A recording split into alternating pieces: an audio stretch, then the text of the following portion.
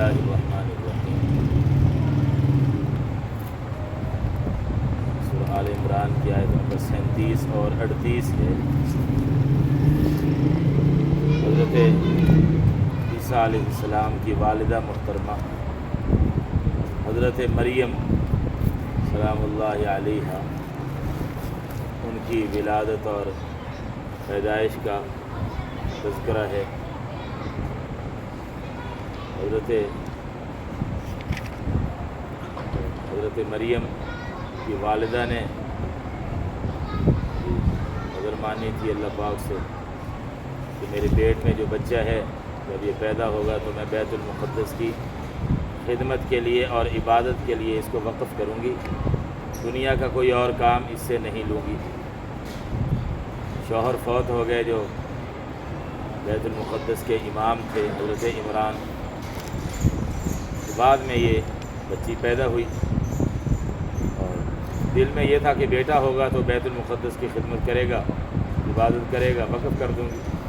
لیکن بچی پیدا ہوئی تو ذرا پریشان سی ہوئی، کچھ افسوس کا اظہار کیا، اللہ پاک کی طرف سے تسلی دی گئی۔ پچھلی آیت میں اس کا بیان ہم پڑھ چکے ہیں۔ چنانچہ اللہ رب العزت نے اسی بچی کو ہی قبول فرما لیا۔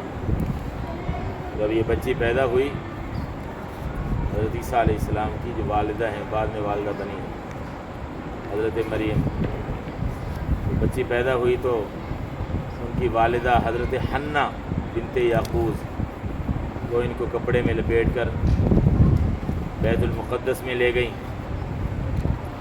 وہاں جو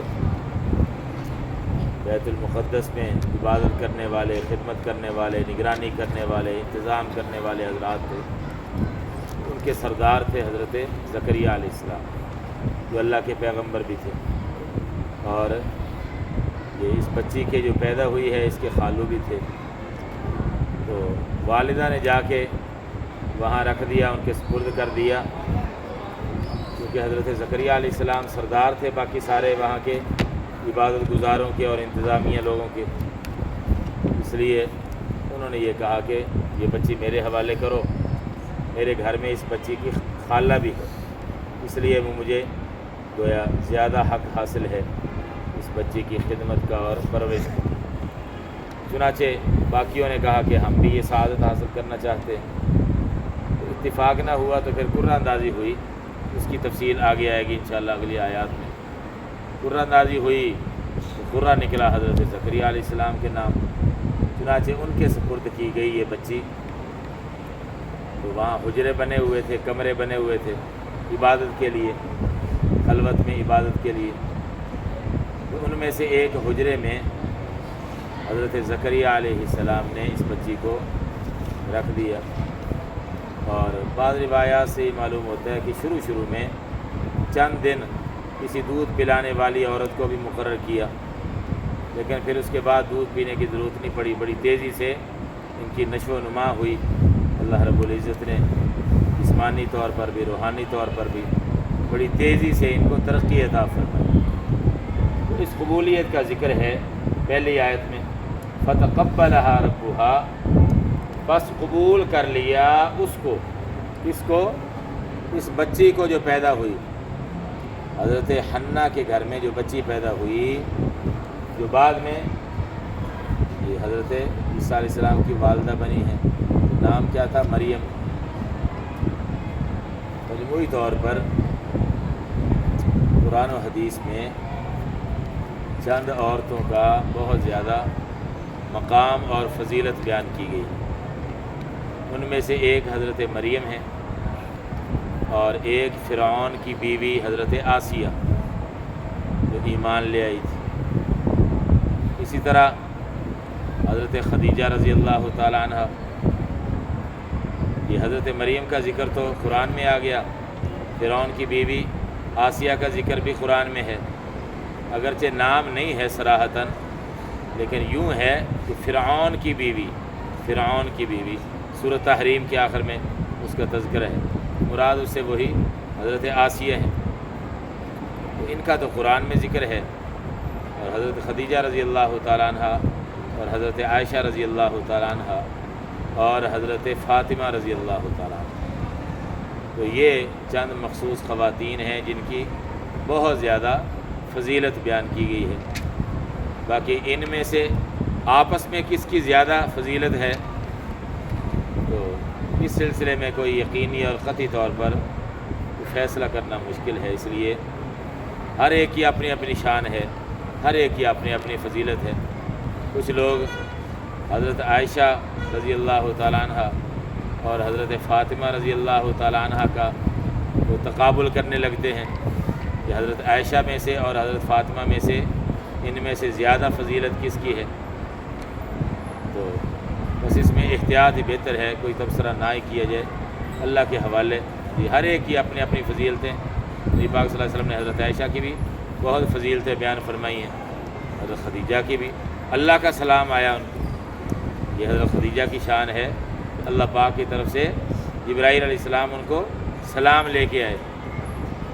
حضرت عائشہ کے بارے میں فرمایا کہ جیسے کھانوں میں سے سرید کو باقی کھانوں پر فضیلت حاصل ہے، اسی طرح عائشہ کو باقی عورتوں پر فضیلت حاصل ہے۔ سرید گوشت کے شوربے میں روٹی کے ٹکڑے ڈال کے اس کو مکس کر کے، تو یہ عرب کے اندر بڑا اعلیٰ کھانا سمجھا جاتا تھا، آج کل بھی پسند کیا جاتا ہے، صحت کے لحاظ سے بھی یہ مفید ہے۔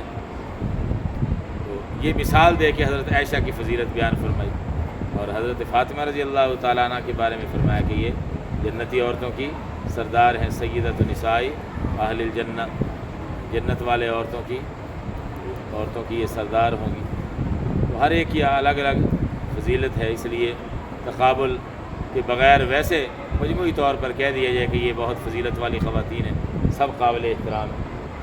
فتقبلها ربها، بس قبول کیا اس کو اس کے رب نے، یعنی اسی بچی کو ہی اللہ نے قبول کر لیا اور اللہ راضی ہو گئے۔ ماں نے جو نظر ماننی تھی، منت ماننی تھی، کیسے قبول کیا؟ بقبول حسن، حسن کا معنی خوبصورت، اچھا، یہ صفت ہے اس کی، قبول مصدر ہے، اچھے طریقے سے قبولیت کے ساتھ بس قبول کر لیا اس بچی کو اس کے رب نے اچھے طریقے سے قبولیت کے ساتھ۔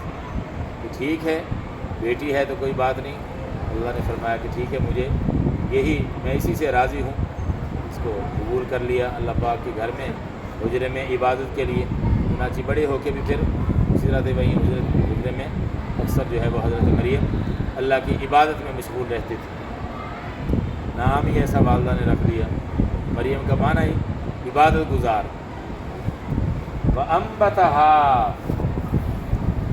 اور اللہ نے اس کو بڑھایا، انبت انبات سے، یہ فعل ماضی کا لفظ ہے، اگانا، عربی کے اندر لغت کے اعتبار سے اگانا یا پرورش کرنا اور بڑھانے کے معنی میں بھی استعمال کر لیتے ہیں۔ اور اللہ نے اس کو، اللہ کس کا ترجمہ کر رہا ہوں، اس میں ہوا ضمیر ہے، انبت فعل ماضی، اور اس نے یا اللہ نے اس کو بڑھایا، نباتاً حسناً، اچھا بڑھانا، اس کو کہتے ہیں یہ مفعول مطلق ہے عربی گرامر کے لحاظ سے۔ نباتاً، نبات یہ اردو میں بھی نباتات، اردو میں تو نباتات عام طور پر جس کے لیے سبزیوں وغیرہ اور درختوں وغیرہ کے لیے بول دیے جاتے ہیں، لیکن اصل انبات ان کا معنی ہوتا ہے یعنی اگانا، پرورش کرنا، بڑھانا۔ نباتاً حسناً، اچھا بڑھانا، مراد اس سے پرورش ہے کہ جسمانی طور پر بھی اللہ پاک نے بڑی اچھی پرورش فرمائی، بہت تیزی سے بڑی ہوئی، اور روحانی طور پر بھی اللہ پاک نے بہت اعلیٰ مقام عطا فرمایا، چند ہی دنوں میں روحانی ترقی بھی۔ وَكَفَّلَهَا زکریا، اور اس کی کفالت کی حضرت زکریا علیہ السلام نے، یا اللہ نے اس بچی کا سرپرست بنایا زکریا علیہ السلام کو۔ کفالہ فعل ماضی کا لفظ ہے، اس میں ہوا ضمیر، اس سے مراد اللہ پاک، اور اس نے یعنی اللہ نے کفلہا، اس بچی کا سرپرست بنایا اس کو، زکریا کو۔ حضرت زکریا علیہ السلام کے نام مقرہ نکلا تھا، اس کی تفصیل بعد میں آئے گی انشاءاللہ۔ انہوں نے سنبھالا، کفالت کی۔ کلما دخل علیہا، جس وقت بھی داخل ہوتے، کون؟ حضرت زکریا علیہ السلام، آگے آ رہا ہے زکریا، جس وقت بھی داخل ہوتے زکریا علیہ السلام علیہا، اس بچی پر، یعنی بچی کے پاس آتے، یہ عربی زبان میں کسی کے پاس آنے کے لیے یہ الفاظ اس طرح استعمال کیے جاتے ہیں، داخل علیہا، وہ اس کے پاس آیا۔ تو حضرت زکریا علیہ السلام جس وقت بھی اس بچی کے پاس آتے، چونکہ وہ حجرہ تھا، کمرہ تھا، اس کو بند کر کے جاتے، تالا لگا کے جاتے، اور کوئی اس میں آ جا نہیں سکتا تھا، خود آ کے وہ تالا کھولتے حضرت زکریا علیہ السلام، لیکن جب آتے تالا کھولتے تو بے موسم پھل پڑے ہوتے اس میں، اس کا ذکر ہے۔ جس وقت بھی داخل ہوتے اس بچی کے پاس حضرت زکریا علیہ السلام، محرابہ، حجرے میں، حجرے محراب سے یہاں مراد ہے عبادت والا حجرہ، کمرہ، جس میں خلوت میں اللہ پاک کی عبادت کرتے تھے لوگ، اس کے لیے محراب کا لفظ استعمال کیا جاتا ہے۔ اور یہ جو محراب ہے حرب سے ہے، حرب کا معنی تھا لڑائی کرنا، تو لڑائی کرنے کی جگہ کس سے لڑائی کر رہا ہے؟ شیطان سے لڑائی کر رہا ہے، اللہ کی عبادت میں مشغول ہو کر شیطان کا مقابلہ کر رہا ہے، شاید اس وجہ سے اس کو محراب کہا گیا۔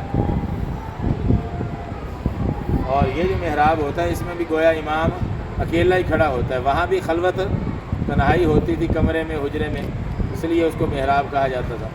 اور آج کل مسجدوں میں یہ جو محراب بنائے جاتے ہیں، اگرچہ یہ پورا بند کمرہ تو نہیں ہے، لیکن اس لحاظ سے اس کو محراب شاید کہا جاتا ہے کہ اس میں بھی امام گویا اکیلا ہوتا ہے، باقی مقتدی تو پیچھے ہوتے ہیں پچھلی صفوں میں، محراب میں اکیلا ہی امام ہوتا ہے، تنہا۔ اچھا، جس وقت داخل ہوتے اس بچی کے پاس زکریا علیہ السلام محراب میں، یعنی حجرے میں یا عبادت والے کمرے میں، تو پھر کیا ہوتا؟ واجادہ، وہ پاتے، حضرت زکریا علیہ السلام پاتے، عندہا، اس بچی کے پاس، رزقاً، عظیم رزق۔ اب یہ عظیم میں کس کا ترجمہ کر رہا ہوں؟ یہ اس پر جو تنوین ہے نا، مفسرین نے لکھا کہ یہ تنوین تعظیم کی ہے، یہ تنوین بعض دفعہ تعظیم کی ہوتی ہے، کسی کی عظمت بتانے کے لیے۔ تو پاتے اس کے پاس عظیم رزق۔ اب رزق سے کیا مراد ہے؟ یہاں قرآن کریم میں تو اس کی وضاحت نہیں ہے، ویسے تو رزق بظاہر کھانے کی چیز مراد ہے، لیکن وہ کیا تھی؟ وہ روایات سے معلوم ہوتا ہے کہ وہ بے موسم پھل ہوتے تھے۔ سردیوں کا موسم ہے تو گرمیوں والے پھل پڑے ہوئے ہیں، گرمیوں کا موسم ہے تو سردیوں والے پھل پڑے ہوئے ہیں، جب دروازہ کھولتے تھے تو اندر پھل، تو رزقاً سے مراد بے موسم پھل۔ قال، انہوں نے کہا، کنہوں نے؟ حضرت زکریا علیہ السلام، یا مریم، یا اے مریم، یہ الگ ویسے لکھے عام عربی میں تو یا الف یا لکھتے ہیں، اور یہاں قرآن کا رسم الخط ہے، اس میں یہ کھڑی زبر کے ساتھ یا آئی ہے مریم سے پہلے۔ اے مریم، انا لکی ھذا، کہاں سے ہے تیرے لیے یہ؟ انا، کہاں سے؟ لکی، تیرے لیے، ھذا، یہ رزق، ھذا سے مراد ہے یہ رزق، یعنی بے موسم پھل۔ تو اے مریم، یہ کہاں سے آیا تیرے پاس؟ حیران ہو کے پوچھا۔ قالت ہوا من عند اللہ، تو حضرت مریم نے فرمایا، قالت، اس نے کہا، یعنی حضرت مریم نے، ہوا من عند اللہ، وہ اللہ کے پاس سے ہے، یا اللہ کی طرف سے، عندہ کا معنی پاس، من عند اللہ، اللہ کی طرف سے یا اللہ کے پاس سے، اللہ کی طرف سے، یہ بطور کرامت کے تھا۔ یہ بات بھی ذہن میں رہے کہ حضرت مریم نبی نہیں تھی، نبی نہیں تھی، بلکہ اللہ کی ولیہ تھی، تو ولی کی کرامت برحق ہے، تو یہ کرامت ہے جو بے موسم پھل پڑے ہوتے تھے۔ ان اللہ یرزق بغیر حساب، بے شک اللہ رزق دیتا ہے بغیر حساب کے۔ بغیر حساب کے کا ایک معنی یہ بھی مفسرین نے لکھا ہے، بغیر استحقاق کے، بغیر حق کے۔ جی، ان اللہ یرزق من یشاء بھی ہے، یہاں ہے یرزق من یشاء، ان اللہ یرزق من یشاء بغیر حساب، بے شک اللہ رزق دیتا ہے جس کو چاہتا ہے، میں یہ شاؤ جس کو وہ چاہتا ہے، بغیر حساب، بغیر حساب کے۔ بغیر حساب کا ایک معنی تو پہلے بھی میں بیان کر چکا ہوں، بے شمار کے معنی میں بھی یہ لفظ استعمال ہوتا ہے، اور بغیر مشقت کے رزق مل جائے اس کے لیے بھی یہ لفظ استعمال ہوتا ہے، بغیر مطالبے کے مل جائے اس معنی میں بھی استعمال ہوتا ہے، اور بغیر استحقاق کے مل جائے، بغیر حق کے، حق نہیں تھا ہمارا، کیا حق ہے؟ حق نہیں، بغیر حق کے اللہ پاک دیتا ہے، تو یہ بھی بغیر حساب ہی ہے اس معنی کے لحاظ سے، چاہے وہ تھوڑا ہو، لیکن ہم حقدار نہیں تھے، ہمارا کوئی حق نہیں تھا، یہ تو اللہ کا فضل ہے، اس کی مہربانی ہے، وہ ہمیں عطا فرماتا ہے۔ اس لحاظ سے بغیر حساب کا معنی یہ بھی کیا جا سکتا ہے، بغیر استحقاق کے، بغیر حق کے وہ رزق دیتا ہے جس کو چاہتا ہے۔ اچھا، جب حضرت زکریا علیہ السلام نے یہ منظر دیکھا کہ بے موسم پھل پڑے ہوئے ہیں کمرے میں، تو بڑھاپے کی عمر ہو چکی تھی، ابھی تک اولاد نہیں تھی، اللہ کی شان ہے، اللہ کے پیغمبر ہیں، تو دینے پر آتا ہے اپنے دشمنوں کو، دے دیتا ہے بڑی کثرت سے اولاد، اور نہ دے تو اپنے نیک بندوں کو، اپنے پیغمبروں کو بھی اولاد نہ دے، بڑھاپے کی عمر کو پہنچ گئے، بیوی بھی بڑی عمر ہو گئی، بعد میں لکھا کہ ان کی عمر حضرت زکریا علیہ السلام کی 100 یا 100 سے زیادہ سال ہو چکی، اور بیوی کی بھی اسی طرح سے بڑی عمر ہو چکی تھی اور بانجھ تھی، اولاد نہیں ہوئی۔ تو اب اللہ کی قدرت پر تو ظاہر یقین تھا، پیغمبر تھے، لیکن طبی طور پر ایسا ہوتا ہے بعض دفعہ کوئی ایسی عجیب چیز سامنے آتی ہے تو آدمی کے دل میں ذرا زیادہ جوش آ جاتا ہے، توجہ ہو جاتی ہے کسی بات کی طرف، بے موسم پھل دیکھے تو فوراً اللہ پاک کی طرف دعا کے لیے متوجہ ہو گئے کہ اے اللہ، اس بچی کو بے موسم پھل دے سکتا ہے تو مجھے بھی دے دے، یعنی مجھے بھی اولاد کی نعمت عطا فرما دے اس بڑھاپے کی عمر میں۔ پھر اللہ پاک نے خوشخبری سنائی، آگے آئے گا، فرشتے نے آ کے خوشخبری دی کہ اللہ پاک تمہیں بیٹا دے گا، اور اس بیٹے کا نام یحییٰ ہوگا، اور وہ یحییٰ ایسی ایسی صفات والا ہوگا، یہ آگے انشاءاللہ اس کا ذکر آئے گا۔ ہنالک دعا زکریا ربہ، وہاں سے کیا مراد؟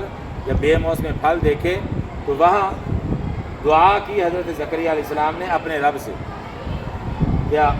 قال ربی حبلی، انہوں نے کہا ربی حبلی، اے میرے رب حب عطا فرما، یہ ہبہ کا لفظ تو سنا ہوگا نا، یہ اسی سے بنا ہے، ہبہ، عطا فرما لی، میرے لیے، اور دونوں کو ملا کر یہ بھی ترجمہ کر لیتے ہیں، عطا فرما مجھے، من لدن کا، اپنی طرف سے، من کا معنی سے، لدن کا معنی طرف، اور کاف ضمیر، اپنی طرف سے، ذریۃ طیبہ، پاکیزہ اولاد، ذریت کا معنی اولاد، طیبہ کا معنی پاکیزہ۔ ایک تو اس سے یہ سبق مل رہا ہے کہ اللہ سے اولاد مانگنا یہ پیغمبروں کی سنت ہے، اولاد مانگنا اللہ پاک سے یہ پیغمبروں کی سنت ہے، اولاد کی خواہش پیغمبروں کی سنت ہے۔ قرآن کریم نے ایک جگہ فرمایا ہے وَلَقَدْ أَرْسَلْنَا مِن قَبْلِكَ رُسُلًا وَجَعَلْنَا لَهُمْ أَزْوَاجًا وَذُرِّيَّةً، کہ اے نبی جی، آپ سے پہلے جو بھی پیغمبر آپ نے بھیجے ان کے لیے ہم نے اولاد بھی بنائی، بیویاں بھی بنائی، ازدواجی زندگی اللہ نے پیغمبروں کے لیے پسند کی ہے، اور اولاد کو اللہ سے مانگنا، اولاد کی تمنا خواہش رکھنا، یہ بھی پیغمبروں کی سنت ہے۔ تو اللہ کی یہ نعمت ہے اولاد، اس لیے کہا جاتا ہے کہ کوئی ایسا طریقہ اختیار کرنا جس کی وجہ سے آدمی اولاد سے محروم ہو جائے تو یہ خلاف فطرت بھی ہے اور ناشکری بھی ہے۔ ہاں اگر کوئی عذر ہے شدید، کوئی جسمانی عذر ہے، کوئی بیماری ہے، تو الگ بات ہے، لیکن بلا وجہ سے، محض اس وجہ سے کہ کھلاؤں گا کہاں سے، خرچے کیسے پورے کروں گا، تو یہ سوچ وہ ہے جو مشرکین مکہ کی تھی۔ اسی سوچ کی وجہ سے قرآن یہ بتا رہا ہے لا تقتلوا اولادکم خشیۃ املاق، وہ اپنے بچوں کو اس لیے قتل کر دیتے تھے کہ کھلائیں گے کہاں سے، اس کے خرچے کہاں سے پورے کریں گے۔ جو رب دیتا ہے وہ خرچوں کا انتظام بھی کر سکتا ہے، اس کے لیے کوئی مشکل نہیں۔ تو محض اس سوچ سے منصوبہ بندی کرانا، اولاد کا سلسلہ ختم کرا دینا کہ خرچے پورے نہیں ہوں گے، حالات میرے بڑے تنگ ہیں، محض اس وجہ سے ختم کرانا یہ جائز نہیں، حرام ہے اور سخت گناہ ہے۔ ہاں اگر کوئی بیوی کو کوئی بیماری ہے، کوئی بہت زیادہ ناقابل برداشت اور برداشت نہیں کر سکتی حمل کو اور بچے کو، تو وہ الگ بات ہے، پھر شدید وہ اضطراری حالت میں وہ آ جائے گا، اس میں گنجائش ہو سکتی ہے، لیکن بلا وجہ یہ جو لوگ کرواتے ہیں تو یہ گناہ ہے، جائز نہیں ہے اس طرح سے۔ ہنالک دعا زکریا ربہ، وہاں دعا کی حضرت زکریا علیہ السلام نے اپنے رب سے۔ یہ لفظ کیا ہے جی؟ لفظ تو صحیح کر لیں، لوگ کیا پڑھتے ہیں ذکریہ ذکریہ، یہ قرآن کا لفظ ہے ہاں جی، تو یہ لفظ تو صحیح آنا چاہیے نا جی۔ کیا لفظ ہے؟ زکریا، کسی کا نام ہو تو صحیح بولنا چاہیے جی۔ قرآن میں بھی لفظ آ گیا تو غلط بولیں گے تو قرآن کا لفظ ہم غلط بول رہے ہیں۔ وہاں دعا کی حضرت زکریا علیہ السلام نے اپنے رب سے، انہوں نے کہا کہ اے میرے رب مجھے عطا فرما اپنے پاس سے پاکیزہ اولاد، یعنی نیک اولاد۔ تو اولاد یہ بھی سبق ملا کہ جب اولاد مانگیں تو نیک اولاد مانگنی چاہیے، نیک مانگنی چاہیے۔ انک سمیع الدعاء، بے شک آپ خوب سننے والے ہیں دعا کو، بے شک آپ دعا کو خوب سننے والے ہیں۔ اللہ پاک الحمدللہ رب العالمین والصلاۃ والسلام علی رسول الکریم۔ ربنا آتنا فی الدنیا حسنۃ وفی الآخرۃ حسنۃ وقنا عذاب النار۔ رب اغفر وارحم وانت خیر الراحمین۔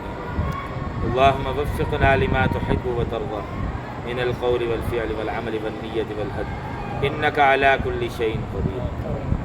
اے ارحم الراحمین، جو بے اولاد ہیں ان کو محض اپنے فضل و کرم سے نیک صالح اولاد عطا فرمائیے۔ جن کو آپ نے اولاد عطا فرمائی ہے اے اللہ ان کی اولاد کو نیک بنائیے، آنکھوں کی ٹھنڈک بنائیے، صدقہ جاریہ بنائیے، گھروں کے ماحول کو نیکی والا تقوی والا بنا دیجیے۔